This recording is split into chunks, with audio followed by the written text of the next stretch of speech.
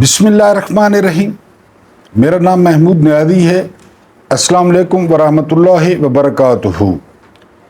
इस वीलॉग का सिलसिला इससे पहले वाले वीलॉग के साथ जुड़ा हुआ है, क्योंकि वहाँ पे मैंने एक स्टोरी ब्रिगेडियर सिद्दीक सोलिक साहब की शुरू की थी, लेकिन वो लंबी हो गई थी, तो आधा हिस्सा अभी आपको बताऊंगा मशरकी पाकिस्तान का।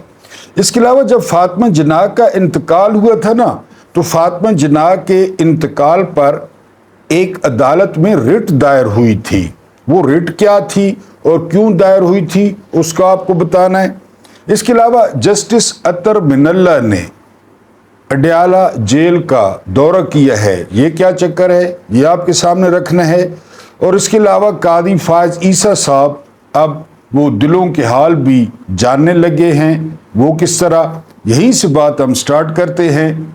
उस दिन जो लाइव स्ट्रीमिंग थी इमरान खान की, तो कादी फायज ईसा ने इजाज़त नहीं दी, 4-1 से फैसला आया था। तो आज कादी फायज ईसा ने वो रिटन जारी किया है, और रिटन में जनाब फरमाते हैं कि एक तो ये जो कौमी दौलत लूटना है ना, नैब की तरमीम, ये कोई इतना मफाद आमा का मसला नहीं है, ये आम लोगों का मसला नहीं है।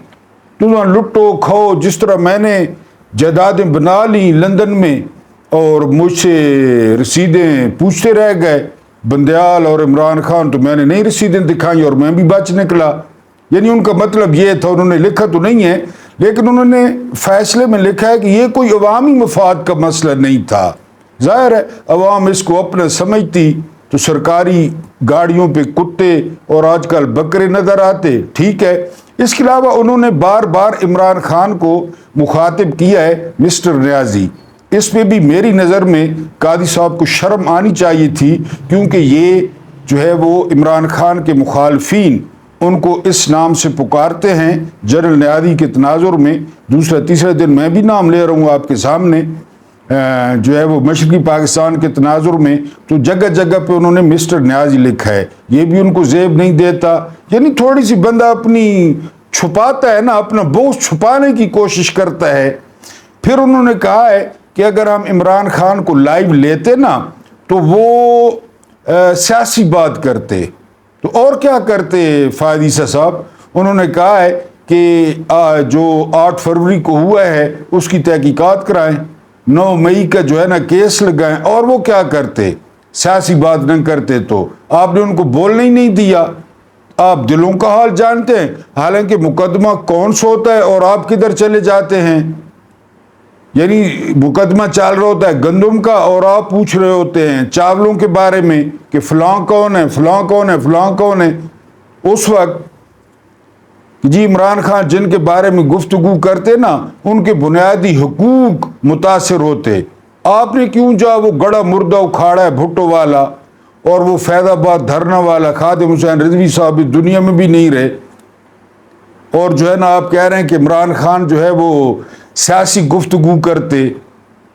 आपने क्या फरमाया है, फिर आपने इलेक्शन की डेट लिखी है 8 फरवरी 2023। ये मुल्क का चीफ जस्टिस है, ये मैं अपने मोअज़्ज़िज़ नाज़रीन को बता रहा हूँ कि फैसले में इलेक्शन की डेट लिखी है कादी साहब ने 8 फरवरी 2023। यानी वो जो है ना ये हुए थे 23 में इलेक्शन हुए थे। पता नहीं कादी साहब ज़्यादा लस्सी पी आए थे फैसला लिखते हुए, ये क्या, ये चीफ जस्टिस हैं पाकिस्तान के। तो बहरहाल उन्होंने तज़ादात से भरपूर एक फैसला लिखा है, जिसमें वो कोई सब्सटेंशियल जो है वो प्रोबेबिलिटी या कोई वजह नहीं दे पाए। लेकिन जाहिर है जिस तरह मैंने बताया, बोझ और अनाद और ज़ाती दुश्मनी यही चल रहा है कि जी नैब जो है ना वो अवामी मफाद का केस नहीं है, अवाम ने कम दिलचस्पी ली है। आप लाइव दिखाएं ना, फिर देखें कि अवाम किस तरह दिलचस्पी लेती है। हाँ, अवाम आप में दिलचस्पी नहीं लेती, क्योंकि आप दिमाग का दही बनाते हैं, आपको आता जाता है कुछ नहीं। आप डायरेक्ट जो है चीफ जस्टिस लगे, बलोचिस्तान हाई कोर्ट के काने दजाल ने आपको लगाया, वहाँ से आप सुप्रीम कोर्ट में पहुँच गए। आपके जो है ना आपको लोग नहीं सुन सकते, آپ بناتے ہیں دماغ کی دہی، اور نون لیگ کا، پیپلز پارٹی کا یا حکومت کا مقدمہ ہونا، آپ بغیر فیس کے ان کے وکیل بن جاتے ہیں، آپ اٹارنی جنرل کو نہیں بولنے دیتے کہ میں جو بیٹھا ہوں۔ تو بہرحال تضادات سے بھرپور قاضی صاحب نے یہ فیصلہ لکھا ہے کہ جی ہم نے اس لیے لائیو نہیں دکھایا۔ ظاہر ہے آپ کے دوستوں کو پسند نہیں ہے، آپ کے دوستوں کی اتنی اوقات ہی نہیں ہے کہ وہ عمران خان کو لائیو برداشت کر سکیں، تو آپ نے نہیں دکھایا، ٹھیک کیا آپ نے۔ اس کے علاوہ جسٹس اطہر من اللہ، یہ جب چیف جسٹس تھے نا اسلام آباد ہائی کورٹ کے، تو انہوں نے باقی ججوں کے ساتھ مل کے وہ اڈیالہ جیل کا دورہ کیا تھا اور وہاں پہ جیل کا معائنہ کیا تھا اور مختلف قیدیوں سے ملاقات کی تھی۔ اس کی جو فوٹیجز ہیں، یہ کہتے ہیں نا سوشل میڈیا جو ہے نا وہ وبا ہے، شیطانی عمل ہے۔ ہاں یہ شیطانی عمل ہے، کیونکہ وہ اس وقت اسلام آباد ہائی کورٹ کے چیف جسٹس تھے اور اب ان کو گالیاں دی جا رہی ہیں کہ اب انہوں نے دورہ کیا ہے۔ انہوں نے دورہ کیا تھا جب وہ اسلام آباد ہائی کورٹ کے چیف جسٹس تھے ججوں کے ساتھ، اب وہ فوٹیج نکال کے اوپر اور ننگی گالیاں جسٹس اطہر من اللہ کو نون لیگ کے جو گالم گلوچ بریگیڈ ہے وہ دے رہا ہے کہ جی وہ اڈیالہ جیل جو ہے نا وہ گئے ہیں، یعنی ایک الفاظ بہن کے یار سے ملنے، یہ الفاظ بھی ٹویٹ میں ہیں۔ عدنان بادشاہ صاحب جو لیگ کے بڑے جو ہے نا وہ ایکٹیو وہ ہیں، اور عظمی بخاری صاحب نے فرمایا ہے کہ سیاست کو کالے بھونڈ لڑ جاتے ہیں۔ لیکن یہ بات آپ کو بتا دوں کہ یہ جو مرضی یہ کریں، میں نے آپ کو بتایا نا کہ اتنا ریکوڈک میں خزانہ نہیں ہے جتنا شریف خاندان میں ہے، لیکن اس کا پتہ نہیں ہے وہ خزانہ کون سا ہے۔ یہ جو مرضی یہ کریں، اب سوشل میڈیا وبا نہیں ہوگا، اب سوشل میڈیا شیطانی کھیل نہیں ہوگا۔ قرآن سے ثابت کرنے والے، ہاں اگر یہ باتیں کی ہوتی پی ٹی آئی کے کسی لیڈر نے تو اب تک آپ دیکھتے۔ پھر یہ کہتے ہیں کہ ہم پہ تنقید کرتے ہیں، دیتے ہیں زہر اور کہتے ہیں کہ پینا ہوگا، جب پیتے ہیں تو کہتے ہیں کہ جینا ہوگا۔ یعنی یہ اب وہ کر رہے ہیں، یعنی میں آپ کو بتا رہا ہوں 2-3 سال پہلے کی فوٹیجز نکال کے اور پروپیگنڈا کیا جا رہا ہے کہ جسٹس اطہر من اللہ وہ عمران خان سے اڈیالہ جیل میں ملنے گئے ہیں، 2-3 سال پہلے کی فوٹیجز، اور ایسے الفاظ، ایسی گالیاں میں آپ کو بتا بھی نہیں سکتا، ایک آپ کو بتائی ہے۔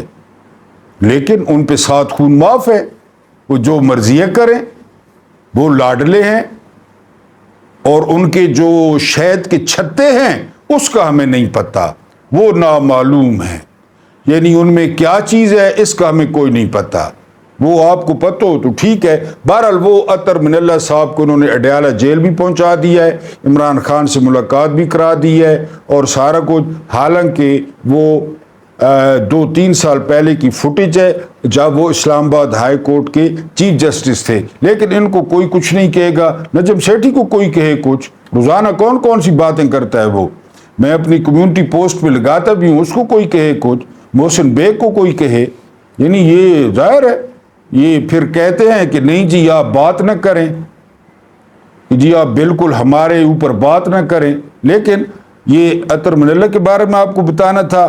اس کے علاوہ آپ کو بتانا تھا فاطمہ جناح، اب یہ کہتے ہیں اس قسم کی باتیں نہ کریں۔ فاطمہ جناح کو جب غسل دیا گیا نا، ان کے جسم پر ایک تو تشدد کے نشان تھے، ایک ان کے جسم میں پیٹ میں سوراخ تھا جس سے مسلسل خون بہ رہا تھا۔ جب غسل جو ہے دلوانے والی نے باہر آ کر بتایا تو ایک شہری نے ریٹ دائر کر دی، کیونکہ فاطمہ جناح ایک دن پہلے بڑی حشاش بشاش ایک شادی میں شرکت کر کے آئیں، اس سے اگلی رات حکومت نے اعلان کر دیا کہ ان کو دل کا دورہ پڑا ہے اور وہ انتقال کر گئی ہیں۔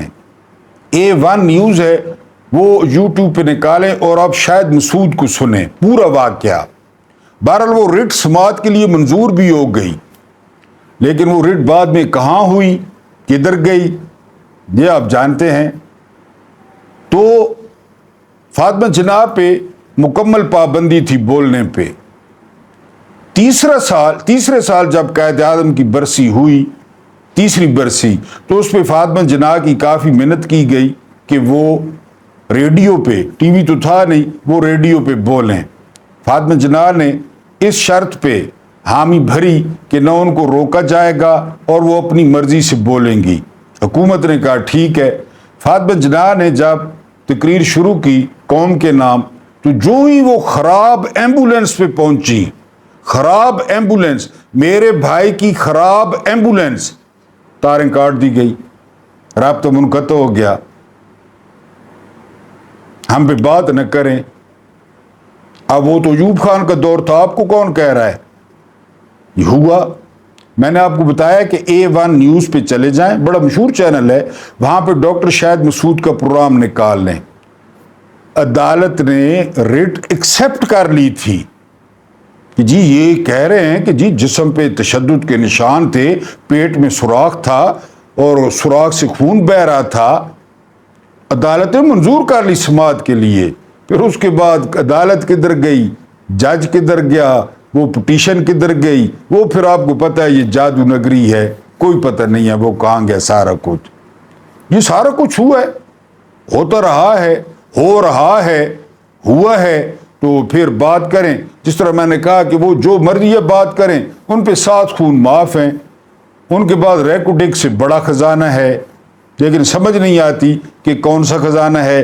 میں نے کت خانہ تھوڑا سا ڈسکس کیا ہے اس لیے کیونکہ جو اہم مدعا ہے نا ہمارا، وہی مشرقی پاکستان والا اور بریگیڈیئر صدیق سولک کی ہما یاراں دوزخ، تمام دوستوں کے ساتھ جہنم میں، تو اس کے یہ بس آخری 2-3 پیج آپ کو سنانے ہیں۔ اس سے جس نے اس سے پہلے والا ویلاگ نہیں سنا تو وہ سن لینا ہے، پھر اس کے ساتھ اس کو آپ کنیکٹ کریں گے تو پھر آپ زیادہ آپ کو سمجھ آئے گی معاملات کی کہ معاملات وہاں پہ کیا چل رہے تھے۔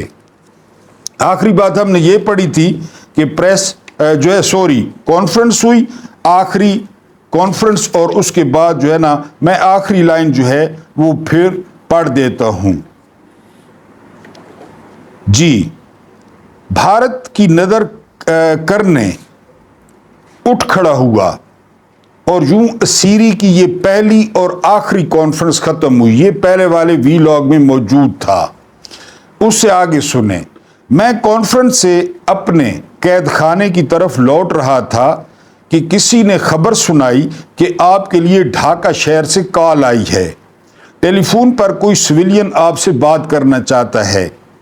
اپنے بنگالی دوست کی اس جرت کی داد دیتے ہوئے ٹیلی فون اٹھایا تو اس نے اپنی پیشکش دہراتے ہوئے کہا، اب بھی وقت ہے، ہم آپ کو اور جنرل فرمان علی کو اپنے گھر میں پناہ دینے کو تیار ہیں، کہو تو آ کر لے جاؤں۔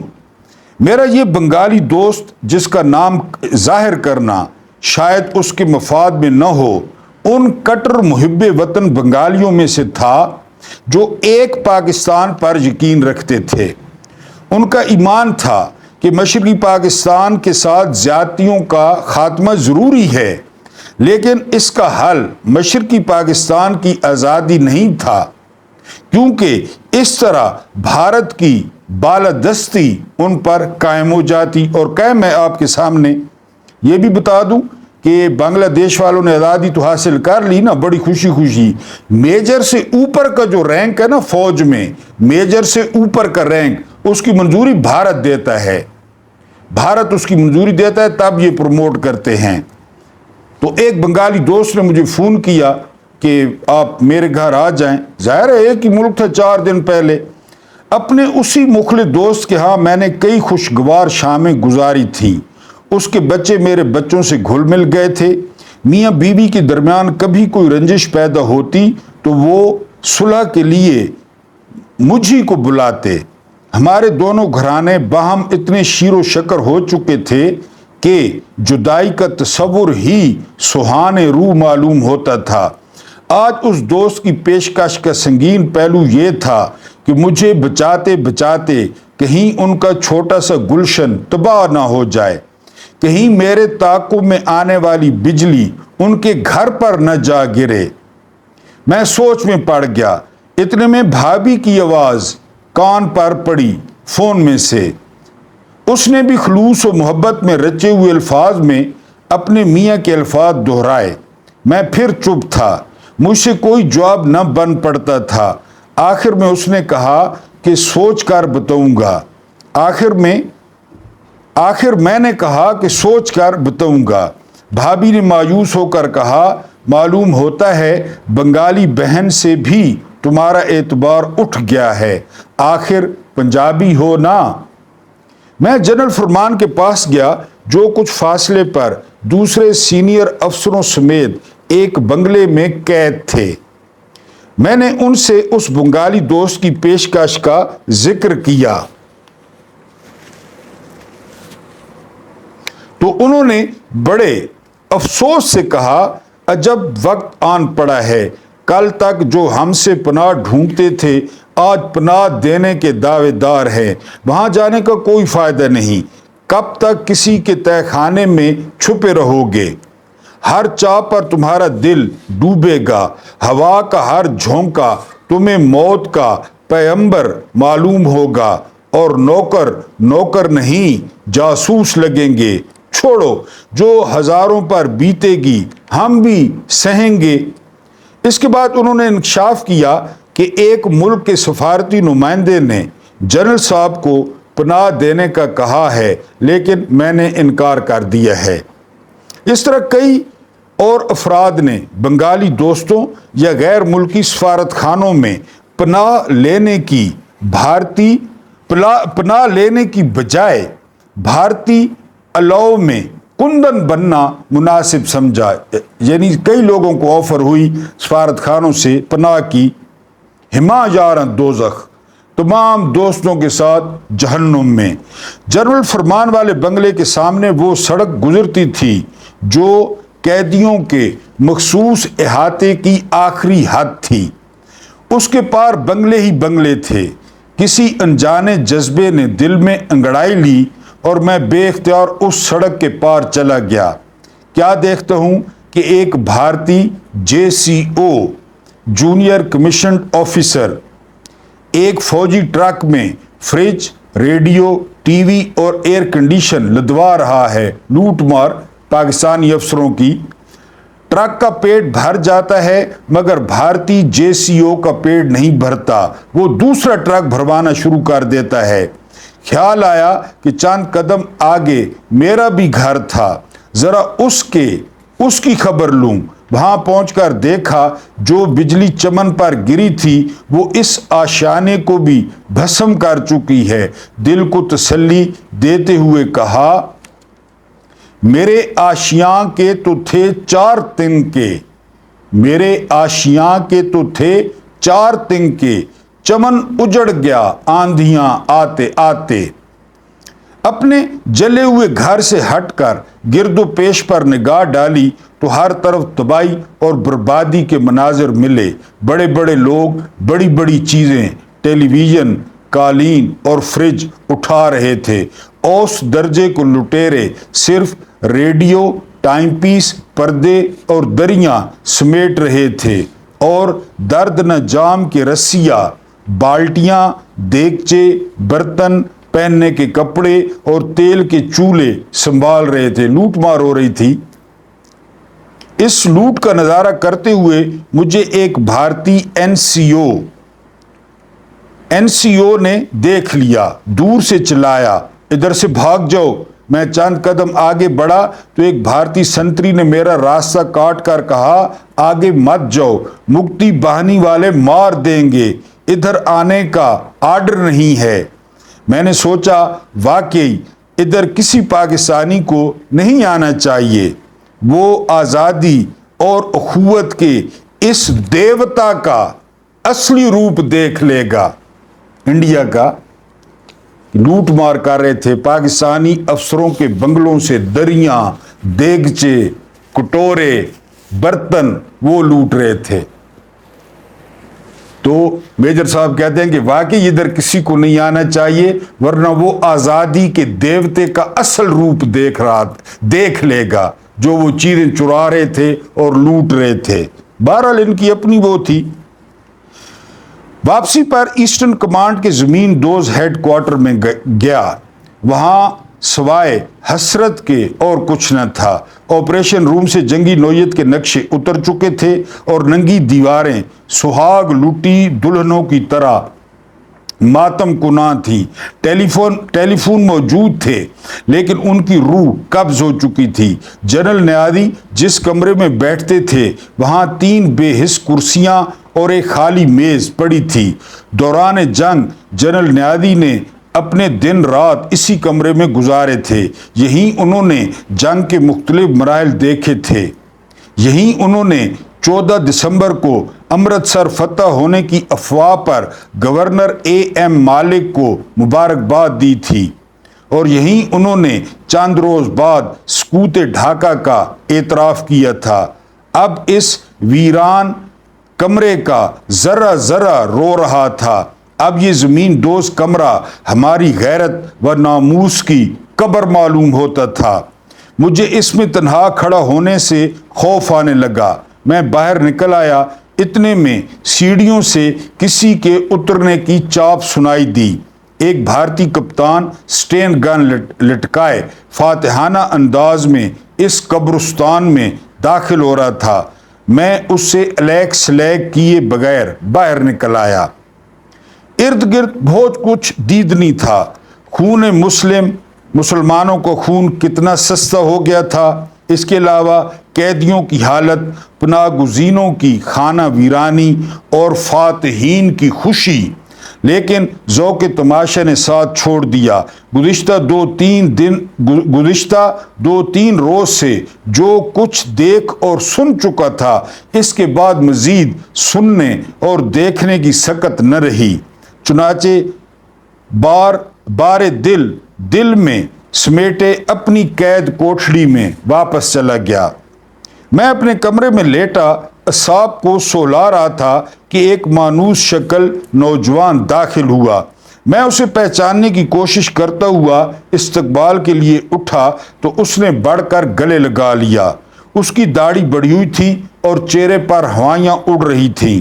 بوٹوں سے بے نیاز، پاؤں سے خون رس رہا تھا، ٹخنے سوجے ہوئے تھے، پتلون پر جگہ جگہ خون کے دھبے تھے۔ اس نے خاکی قمیض اور پتلون پہن رکھی تھی، کاندھے پر رینک نہ تھا۔ پوچھنے پر اس نے بتایا کہ وہ اور اس کے مٹھی بھر ساتھی گزشتہ 2 روز سے فرید پور سے ڈھاکہ پہنچنے کی کوشش کر رہے تھے۔ جس راستے پر چلتے موت ناچتی دکھائی دیتی، جس بستی میں داخل ہوتے وہ کاٹنے کو دوڑتی۔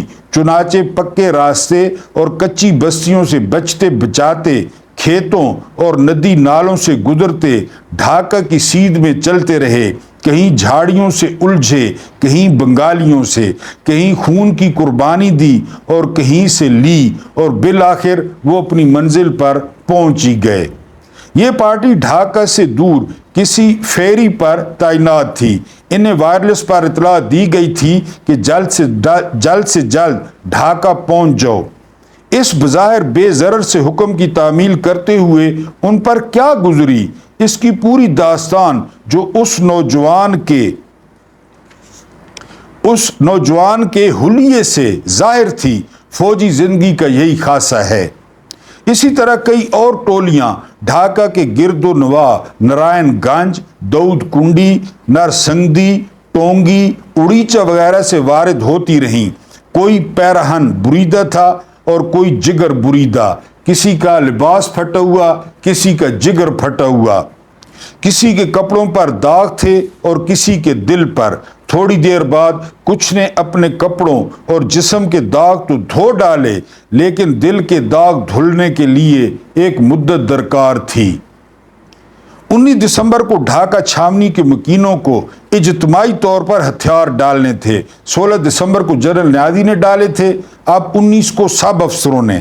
اس رسم کے لیے ڈھاکہ چھاونی ہی میں گولف کورس منتخب کیا گیا تھا، جو کبھی صحت مند تفریح کا مرکز تھا۔ اس کے جنوبی کنارے پر فلیگ سٹاف ہاؤس تھا، جو کئی سال تک فوجی سربراہ کی رہائش گاہ رہنے کے بعد اب بھارتی جرنیل کے قبضے میں تھا۔ اس کے سامنے سے پاکستانی گارڈ ہٹ چکی تھی اور پاکستانی پرچم اتر چکا تھا۔ گولف کورس کے شمال کی جانب گیریزن سینما تھا، جہاں کبھی خوش و خرم کنبے رنگا رنگ فلموں سے لطف اندوز ہوتے تھے۔ آج وہ قبرستان سے زیادہ سوگوار اور خاموش لگتا تھا۔ گولف کورس کے مغرب میں سڑک اور مشرق میں ریلوے لائن تھی۔ کئی بار گولف کھیلتے وقت ہم محض یہ دیکھنے کے لیے رک جاتے تھے کہ سرخ رنگ کی ریل گاڑی سبزہ زار سے گزرتی ہوئی کتنی بھلی معلوم ہوتی ہے۔ گاڑی بل کھا کر گزرتے ہوئے وسل بجا دیتی تو یوں لگتا کہ کوئی جو ہے وہ مٹیار کولے مٹکا کر گزر رہی ہے اور راہگیروں کی نظریں بچا کر ہمیں اپنی طرف متوجہ کرنے کے لیے سیٹی بجا رہی ہے، لیکن آج وہاں نہ کوئی مٹیار تھی اور نہ اس کی معنی خیز سیٹی کا کوئی منظر۔ ہم حکم کے مطابق صبح 10 بجے گولف کورس میں جمع ہو گئے۔ تینوں افواج کے افسروں کی مجموعی تعداد کوئی 600 کے لگ بھگ تھی۔ یہ صرف افسر تھے، سپاہی وہاں موجود نہیں تھے، کیونکہ ایک روز پہلے ہی ان سے ہتھیار جمع کروا لیے گئے تھے۔ سینئر افسروں میں major general Jamshed, major general Rao Farman Ali, rear admiral شریف اور ایئر کمانڈور انعام تھے۔ چند بھارتی افسر اور 100-125 سپاہی کھڑے تھے۔ فاتحین یا تماشائیوں کے بیٹھنے کا انتظام نہ تھا۔ اس سے اندازہ ہوا کہ شاید اس رسم میں رمنا ریس کورس والے منظر سے محفوظ رہیں گے۔ فوجیوں کے علاوہ صرف صحافی اور کیمرے والے تھے۔ تقریب سے ذرا پہلے ہمارے آقاؤں کو پتہ چلا کہ ہم میں سے اکثر کے پاس ذاتی ہتھیار نہیں۔ یہ سننا ہے، کیونکہ ایک روز پہلے جب سب کو اپنے اپنے ذاتی ہتھیار آرڈننس ڈپو میں جمع کرانے کے لیے کہا گیا تھا تو کئی افسروں نے بھی اپنے ریوالور وغیرہ جمع کروا دیے تھے تاکہ تقریبی انداز میں انہیں بھارتی افسروں کے حوالے نہ کرنے پڑے۔ افسروں نے چال چلی اور پہلے کروا دیے کہ جی وہ تقریب باقاعدہ ہوگی، اس میں نہ ڈالنے پڑیں، لیکن آپ نے انڈیا کا حال دیکھنا ہے، وہ کیا کرتے ہیں ان کے ساتھ۔ لیکن آقاؤں کی مرضی کچھ اور تھی۔ وہ تقریب محض تشہیر کے لیے منعقد کر رہے تھے۔ ہتھیار ڈالنے کی تقریب ہتھیاروں کے بغیر بھلا کیسے پوری ہو سکتی تھی؟ چنانچہ انہوں نے حکم دیا کہ جن افسروں کے پاس ہتھیار نہیں وہ لے کر آئیں اور آدھے گھنٹے کے اندر اندر دوبارہ اسی جگہ اکٹھے ہو جائیں۔ 600 افسر ہیں۔ حکم حاکم مرگ مفاجات، بے ہتھیار شرکائے محفل یعنی جن کے پاس ہتھیار نہیں تھے ارشاد میں روانہ ہوئے اور مقررہ وقت کے اندر اندر دوبارہ اکٹھے ہو گئے۔ اس وقت جذبات کا عجب عالم تھا۔ قید کا یہ 4تھا دن تھا، لیکن ابھی تک جذباتی طور پر سن تھے، یعنی جذبات۔ کوئی کھل کر بات نہ کرتا تھا، کوئی روتا نہ تھا، ہنسا نہ تھا۔ ہر کسی نے اپنے اپنے دکھ اپنے اپنے سینے میں دفن کر رکھے تھے۔ اگر کوئی بھارتی افسر یا صحافی بات چھیڑنے کی کوشش کرتا بھی تھا تو اسے خاموشی کے سوا کوئی جواب نہ ملتا۔ اگر لب کشائی کی نوبت آتی بھی تو یہ کہہ کر ٹال دیا جاتا مجھے کچھ نہیں کہنا۔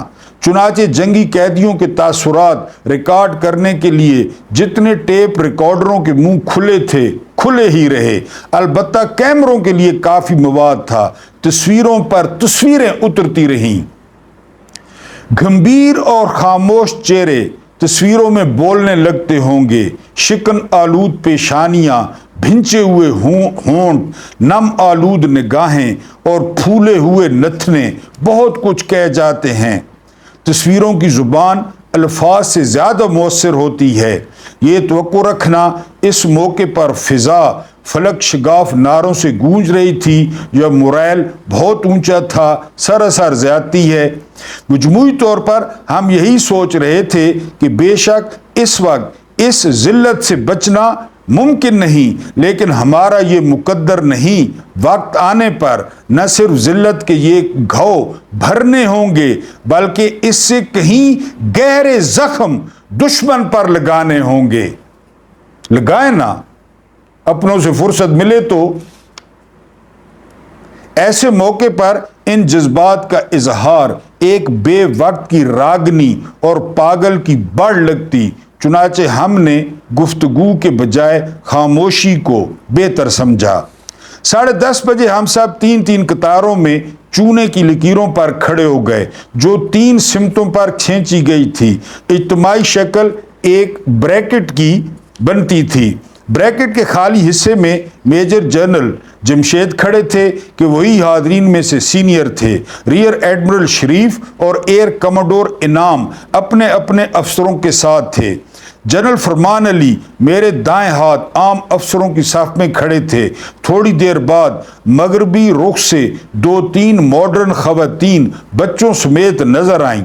دل ڈوبا کہ تماشائی پہنچنے شروع ہو گئے۔ اب رمنا ریس کورس کا منظر یہاں بھی دہرایا جائے گا، لیکن وہ ہمارے قریب آنے کی بجائے دور درختوں کی اوٹ میں اوجھل ہو گئیں۔ سٹیج بھارتی میجر جنرل ناگرا کے قبضے میں تھا، جو تھوتھا چنا باجے گھنا کی عمدہ مثال پیش کر رہا تھا۔ وہ جنگل ہیٹ پہنے جو منہ میں آتا بکتا جا رہا تھا۔ اس کی آواز، اس کا قیام، اس کا کلام ایک ایسی شخصیت کا پتہ دیتے تھے جس کو عام حالات میں کوئی آدمی منہ لگانا بھی پسند نہ کرے، لیکن آج وہ اپنی فوجی برتری کے بل بوتے پر ہمیں اپنا سامع یا سامعین بنائے ہوئے تھا۔ تقریر بازی کی مشق کر رہا تھا۔ جنرل ناگرا ماحول کو خراب کرنے کی بھرپور کوشش میں مصروف تھا کہ مغرب کی جانب سے ایک لمبی سٹاف کار آتی دکھائی دی جو پریڈ سے ذرا پرے آ کر رک گئی۔ اس میں ایک لمبا تڑنگا فوجی افسر تیز تیز قدم اٹھاتا سٹیج کی طرف آیا۔ یہ بھارتی corps commander lieutenant general Sagat Singh تھا، جو جنرل اروڑا کے نمائندے کی حیثیت سے آج کی تقریب کا مہمان خصوصی تھا۔ اس کے آتے ہی میجر جنرل ناگرا مائک کی اجارہ داری سے دستبردار ہو کر ایک طرف کھڑا ہو گیا۔ اب لیفٹیننٹ جنرل سگت نے انگریزی میں کہا، جنرل جمشید، ایک سپاہی کی حیثیت سے مجھے پورا احساس ہے کہ ہتھیار ڈالنا کتنا ناخوشگوار اور کٹھن کام ہے، لیکن ہر کھیل کے کچھ آداب ہوتے ہیں جن کا بجا لانا ضروری ہوتا ہے۔ لڑائی کا کھیل بھی کچھ ایسے ہی آداب رکھتا ہے جنہیں پورا کرنے کے لیے ہم یہاں جمع ہوئے ہیں۔ اس کے بعد جنرل جمشید نے باتوں کا رخ ہماری طرف کر کے کوشن دیا، ہتھیار بر زمین شو۔ سب نے جھک کر ہتھیار اپنے سامنے ڈال دیے اور سیدھے کھڑے ہو گئے۔ میں نے قریب کھڑے جنرل فرمان کی طرف دیکھا۔ انہوں نے نہایت حقارت سے اپنا ریوالور کھڑے کھڑے پرے پھینک دیا۔ بھارتی فوٹوگرافر پہلے ہی کیمرے ان کی طرف تانے کھڑے تھے۔ اس تاریخی لمحے کو تصویر کی شکل میں محفوظ کر لیا۔ اس کے بعد مائک اور سامعین ایک بار پھر جنرل ناگرا کے رحم و کرم پر تھے۔ اس نے اپنی بھونڈی آواز میں بظاہر ہمیں لیکن در حقیقت غیر ملکی صحافیوں کو سنانا شروع کیا۔ ہم جنگی قیدیوں سے جنیوا کنونشن کے مطابق سلوک کریں گے اور کنونشن کے تحت ساری مراد دیں گے۔ ان مراد کی ایک فہرست جنگی قیدیوں کو بھی دی جائے گی تاکہ وہ اپنے حقوق سے آگاہ رہیں، وغیرہ وغیرہ۔ بھارتی کول و فیل کا تضاد ہمیں بعد میں بھارت پہنچ کر ہی معلوم ہوا، بغل میں چھری، منہ میں رام رام۔ بہرحال یہ رسم بھی ختم ہوئی۔ بھارتی افسر اور جوان زمین سے ہمارے پھینکے ہوئے ہتھیار جمع کرنے لگے۔ اب ہم سرکاری طور پر جنگی قیدی تھے اور جنرل ناگرا کے بقول ہماری اس حیثیت کا اطلاق 16 دسمبر کو 4:31 پر ہوتا تھا۔ ہم واپس اپنے کوارٹروں میں پہنچے۔ تو مستقبل کے متعلق کیا سرائیاں کرنے لگے۔ بعض کا خیال تھا کہ ہم پہلے چیٹاگانگ جائیں گے جہاں باقی اضلاع سے بھی لوگ اکٹھے کیے جائیں گے، پھر سب بحری راستے سے وطن روانہ ہو جائیں گے۔ کسی نے کہا شمالی بنگال جائیں گے، شمالی بنگال سے لوگوں کو چیٹاگانگ لانے میں کیا منطق ہے؟ اب بھارت اور بنگلہ دیش ایک ہی ہیں۔ سلہٹ اور رنگ پور وغیرہ سے ریل گاڑیاں چلیں گی اور سیدھی واگا جا رکیں گی۔ ممکن ہے سینئر افسروں کو سب سے پہلے بذریعہ ہوائی جہاز پاکستان بھیج دیا جائے۔ ایک صاحب نے اس رنگین خیال میں ذرا حقیقت کا رنگ بھرنے کی کوشش کی اور کہا ہو سکتا ہے انتظامات مکمل ہوتے ہوتے 2-3 ماہ لگ جائیں۔ ہر ایک نے نہایت حسیلی نگاہوں سے اس کے سراپے کو ٹٹولا کہ کہیں یہ بھارتی ایجنٹ تو نہیں، بھلا 3 ماہ کا کیا مطلب؟ ہوں پاگل کہیں کا۔ اب اس پہ آپ کیا تبصرہ کریں گے؟ ہمارے اقصی قل کا مطلب ہے آپ نے ارطغرل میں اور عثمان میں سنا ہوگا سفید داڑھیوں والے، ان کو ترک زبان میں اقصی قل کہتے ہیں۔ یہ پہلا جاسوسی کا یونٹ تھا جو دیدے کرکت نے بنایا تھا، یعنی دیدے کرکت اس وقت تھا جب مکہ فتح ہوا۔ یہ اوز خان قبیلے کا جو ہے وہ بانی تھا، یا یہ ان کا جد امجد تھا، دیدے کرکت۔ یہ مکہ بھی گیا تھا، یہ وہاں رسالت مآب صلی اللہ علیہ وآلہ وسلم کی خدمت میں کچھ دن رہا، اور پھر آپ کی خدمت میں رہنے کے بعد دیدے کرکت نے اسلام قبول کر لیا تھا۔ یہ اوز خان کا، یہ جتنے بھی ترک ہیں اس میں افغانی بھی ہیں، یہ وہ دیدے کرکت ہے، اور اس نے پہلی دفعہ اقصی قل بنائی تھی، ایک جاسوسی نیٹ ورک، سفید داڑھیوں والے۔ آپ نے اگر ارطغرل دیکھا ہے تو آپ کو ساری سمجھ آ جائے گی، ان کو اقصی قل کہتے ہیں۔ تو کیا کہتے ہیں ان صفات پہ؟ ہمارے اقصی قل، ہمارے۔ اللہ پاک آپ لوگوں کو آسانیاں عطا فرمائے، آسانیاں بانٹنے کی توفیق عطا فرمائے۔ اللہ پاک آپ لوگوں کی روزیوں اور آپ لوگوں کے دسترخوانوں میں وسعت دے۔ مجھے برداشت کرنے کا بہت بہت شکریہ۔